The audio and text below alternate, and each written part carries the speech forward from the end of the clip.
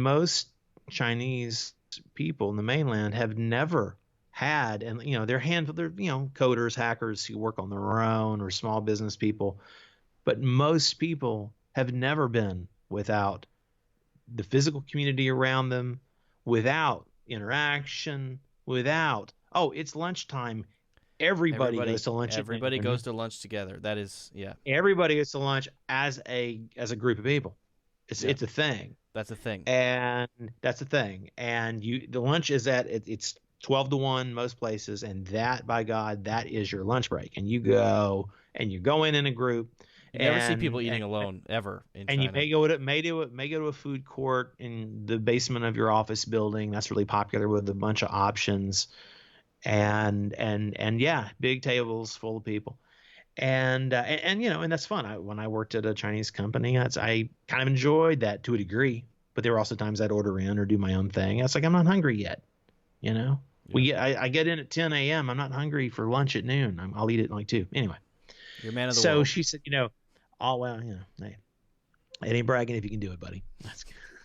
I just like the way that says.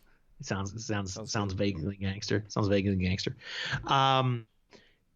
So she said, so many people like me, referring to herself as a 30-year-old Chinese girl, never cook. Like, I don't know how to cook much. I can cook a few things, cook when I go home, holidays, certain things I cook with mom, but like day to day, making all my meals, very few people do that. There are people that have a family and live in a house in the suburbs or in like a villa in Xunyi, one of these fancy places for those who don't know. There are people with a different reality. There are people having sort of like a suburban American experience on the outskirts of Beijing and other places. Most people are apartment dwellers. Most people have some kind of a job, whether it's a retail job or whether it's an office job. If they're living in Beijing in their own apartment, then they're probably not in the service industry. They're living in dormitories. Right.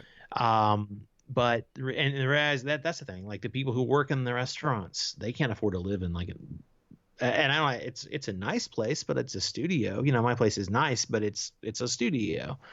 And it's around $1,200 a month US, and so the people working at the restaurant, they can't, they make that maybe, if they're like a waiter or a cook at those restaurants, maybe they make that much a month. And so they all live in dormitories and they cook together. They cook, they clean, they hang out.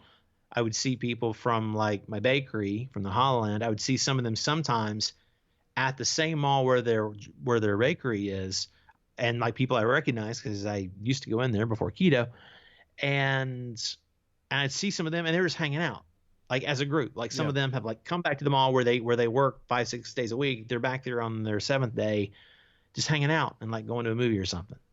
So that sense of community is interesting. And so Ying's point, and we expanded on this in our talk about this, was I think that she was saying, I think there's it'll depend on how long this goes, but an interesting psychological rewiring of people to change. And this is all my words now. You're about to be able to tell, like the locus of agency with a person, to shift it to the internal, which is where it lies. More so, really, at the very least. Yeah, I can see that. Yeah, that's my belief and opinion, and I think it's pretty well. I could support that with the range of stuff.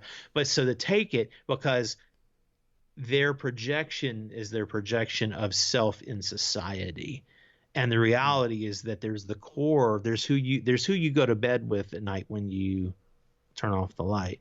And besides like your partner, if you have a partner, right? You wake up and you go to sleep in your head, with rare exceptions. And so what are you thinking? No exceptions. What is this? Well, I'm trying to grade on a curve, Luke. I don't want to be absolutist, man. I'm trying to add that philosophical. You're allowing for monks who go to bed and travel the ancestral planes. Yeah. Hey, don't knock it until you tried it, buddy. As you literally knocked your microphone. Knocked my microphone sideways. Yeah.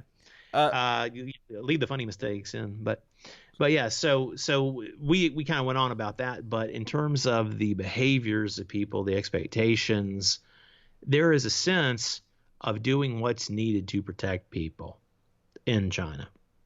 Doing on your own what is needed to protect the whole. Yeah. Yeah, social order. And here, speaking of what lessons have been learned or could be learned or should have been learned, there's the fact, again, as I said, and you want to drill down to this earlier, and here we are getting to it again, logistically and psychologically, just not equipped. Again, all these people, this is just one example, but I've already used it, so it doesn't need a lot of setup. All these people, living their best life to and from Runyon in these big crowds. Yeah. Just like a week after Instagram coronavirus stories, Instagram stories. Yeah. Working on their end times web series, but so work from home was like already mandated last week. If your job is to work if you can telework starting a week ago, and staying home if you can. Here's the exceptions. And then the order. So there's a statewide thing, and then the Los Angeles order, I think, was what was to go into effect this last Sunday night. But so you see all these people. Again, it's a gorgeous day out there. Just oblivious to the reality, and psychologically, it's gross in New York, luckily.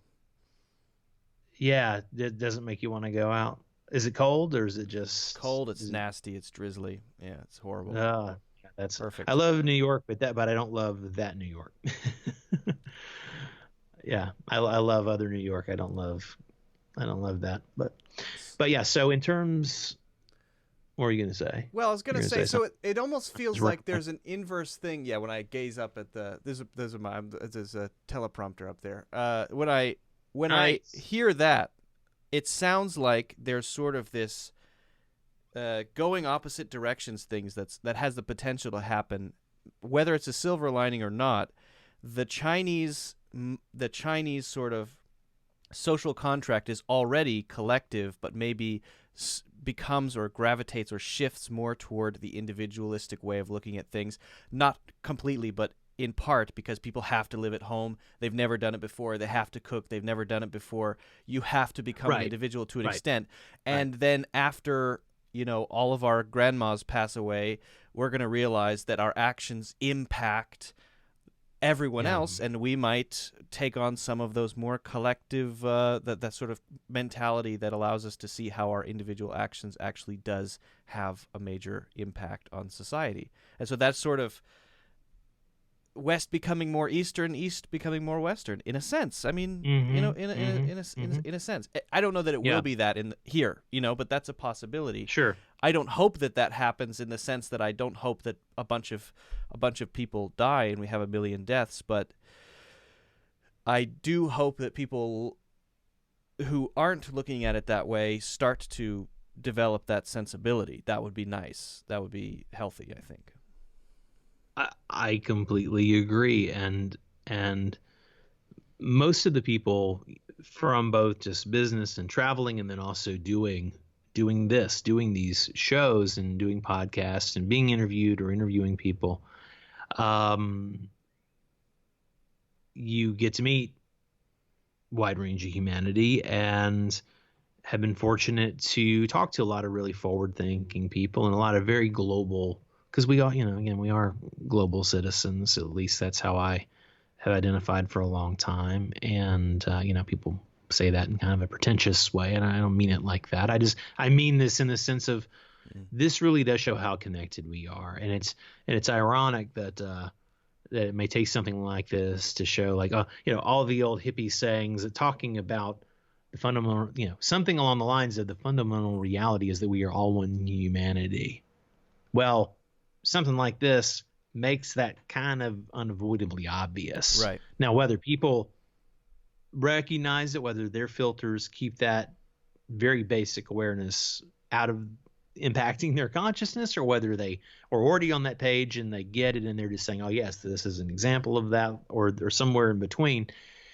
The most successful people who I've met through the podcasting or business or travels, even if they have only in one country and haven't actually traveled, although most of them have traveled or studied abroad or things like that, or worked abroad, the reality is that the people who I'm most interested to hear the opinion of are holistic thinkers and are considering how we're connected. So I think that this situation that just underlines that reality that I just mentioned a second ago, the fortune cookie from the Zen master guy. It is. But it's real. It's real. And so the smartest people I know are already living in that awareness. And so what I hope is that horrible tragedy crisis, though this is, in terms of silver lining, one of them is that hopefully I'm an optimistic realist, and this is on the optimistic side because the realist doesn't need any help. I just look out the window and see reality. But I'm the optimistic part of my disposition toward the world is, says that hopefully this is a baseline shared reality experience. Yes. You've heard a lot of people, this should cut through political party stuff. So at this point, again, even the things I said about Trump earlier, I'm not speaking that's not a Democrat or Republican comment. It's a stupidity and lack of competency. If he were doing the right thing, then we would all be celebrating it. Yeah, probably. And again, I wouldn't want him to have another term, but if he had gotten, I would have been among the first people to say all this other stuff is we can't ignore all this other fucked up stuff, but thank you. Right. I would have been the first person to be saying, you know what? I mean, God, I was hoping he would get it right.